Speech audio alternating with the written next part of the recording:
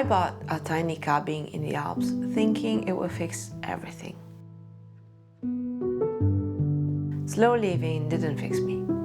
It didn't turn me into this extremely calm, perfectly intentional person. But it did give me a few tools I didn't expect. And some of them were honestly pretty uncomfortable to learn. Today, I want to share 5 surprising lessons I've learned after simplifying my life here in a little cabin in the mountains. If you've been dreaming of a simpler life, this might not be what you expect, so stay with me until the end, and I might surprise you. For those new here, my name is Antonella, and that one is Teddy.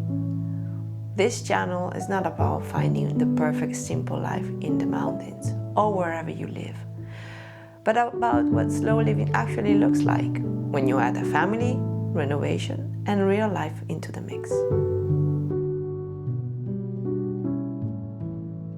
People will not understand better versus more. Let's start with the first lesson, confusion. Yeah, that was written all over the faces of the people I talked to, and still is. When I started simplifying, nobody forced me into it.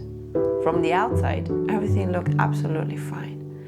But I was looking for something different. So when I started saying no to buying more, owning more, wanting more, both with material things or in more social situations, people didn't get it. As a highly sensitive person, I was craving depth, not volume. I didn't want more friends. I wanted connection. I didn't want a bigger house. I wanted a home where I could rest and find peace. Friends would say, "You have so much space up there. Why not throwing big parties? Nobody's gonna come and complain that you're noisy." And I had to explain that the point was actually finding balance and silence, being able to breathe, not making it a holiday destination. The lesson I've learned was that my simplifying didn't make sense to everyone else, and it was fine. It only had to make sense to me. Point 2. There is no perfect. If you scroll through Instagram, social media, or internet, slow living looks like white linen and ceramic mugs.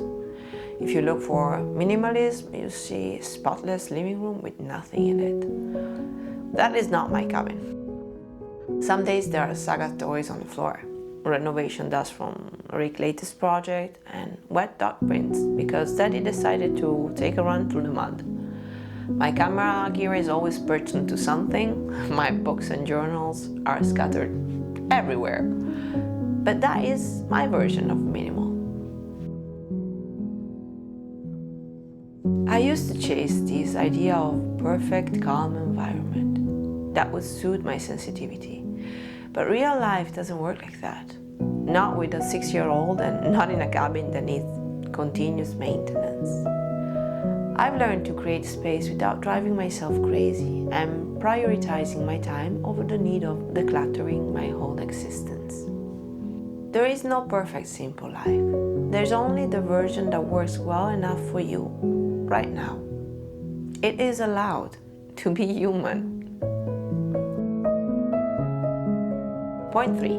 We are constantly wrong. I used to think that once I built the perfect habit, I was done. That was a lie. What worked yesterday often didn't work the day after. The easiest example, before Saga, I could clean my room and be done for the day. Now I'll make it nice and tidy, and then she comes around and start doing some craft project, and then I find having glitters and glue everywhere. What happened? Parenting happened. My minimalist expectation had to change because a child needs things, clothes, toys, engagement. I had to admit I was wrong. It was pointless to try to force my old life into my new reality. The same goes for health. Sometimes waking up at 5 a.m. feels amazing. Other days, it feels like torture. Listening to your body means admitting that your routine needs to die sometimes. And what if somebody gets sick? Well, all your carefully laid out plans get disrupted. Life happens, and I've learned to follow instead of forcing it. Simplifying is not a destination, it's an evolution. You have to be willing to change your tools, your aims, when life changes.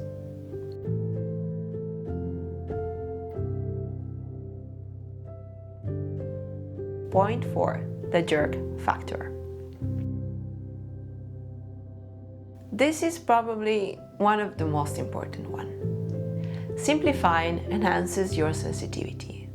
When you remove the noise, you finally have time to listen to yourself. You can turn inward without feeling the guilt. Now I can actually sit and watch the snow fall. I can listen to the forest. Mindfulness comes easier because I'm not rushing through every moment. But there is also a hard truth here. Slow living will not magically turn you into a better human. You can be a minimalist and still be a jerk. You can live slowly and still be selfish or impatient. I see a lot of people thinking that if they just declutter, they will become enlightened. Nope. You just become a person with less stuff. You still have to do the inner work. This is a lifestyle and it's a tool. It's not your personality. Point 5. Tools, not fixes. It is an incredible journey to live a more conscious and slow life. But all things considered, the biggest truth is that it didn't fix me. I thought it would suddenly give me a solution, that if I was somehow flawed, it would make me perfectly functioning again. That it would fix my relationship with the world or magically boost my productivity.